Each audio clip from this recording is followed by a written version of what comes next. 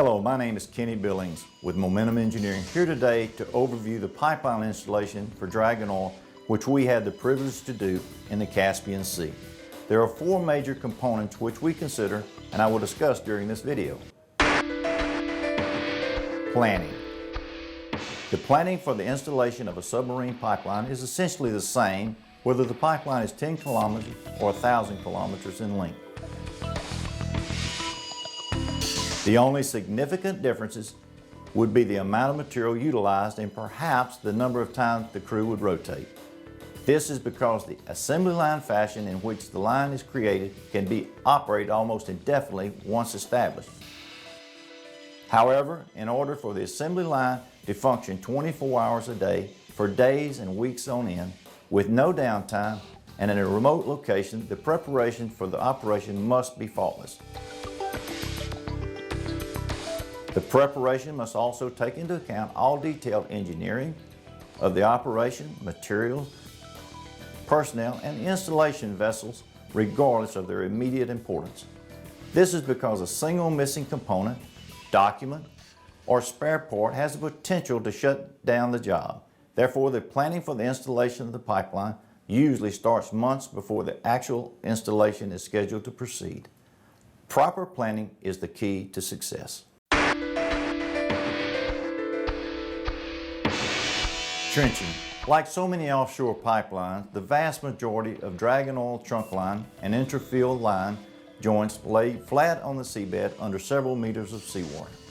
Offshore, the pipeline is partially buried due to its own weight and is safely insulated by its anti-corrosion and concrete weight coating.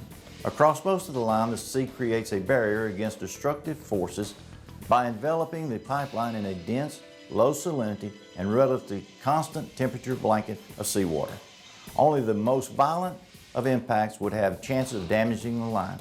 However, as the pipeline crosses the shoreline and makes the transition from the seabed to the land, the same water and seabed that once protected the line will now work together to rapidly destroy it.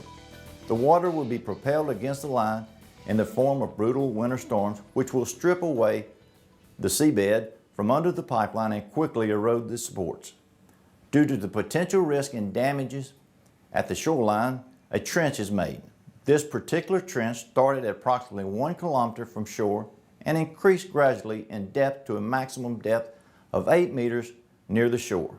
The pipeline will be laid in the trench and eventually backfilled.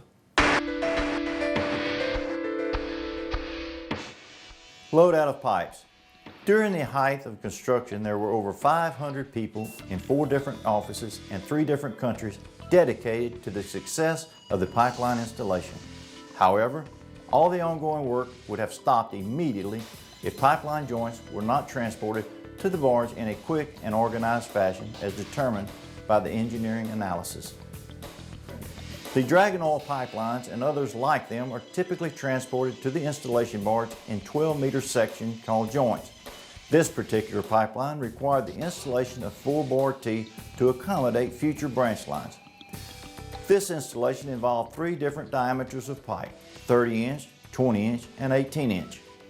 Therefore, a highly orchestrated team of transport vessels traveled back and forth from shore to the barge, each carrying the exact joints in the exact order as they would be needed in sequence at the time of the vessel's arrival. Welding. Once the joints are on board, they must be welded together in order to eventually form the full length of the pipeline. The equipment used for the welding is called a bug and band system. This is an automatic welding system, and the welding heads called bugs follow around the track called bands, which is placed around the circumference of the pipe at the beginning of each weld. However, the welding process is not completed all at once. The joint passes through a series of welding stations in an assembly line fashion where the weld is made in successive layers until the weld is complete. Following the final station, there are 3 more stations where the weld is examined, foam coated, and finally passes through the stinger and into the water behind the barge. This process continues until the entire length of the pipeline is completed. Installation.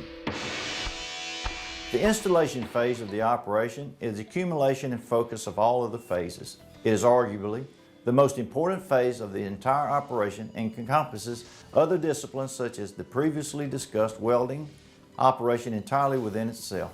The installation phase is also the most important as it is also the phase when the most inherent risk is at present. Once the pipeline is installed, any rework can be financially disastrous. As such, every detail and aspect of the operation is checked, reviewed, discussed, and approved so that the margin for error can be reduced as much as possible. For this reason, only the best and most experienced superintendents and crews are allowed to participate.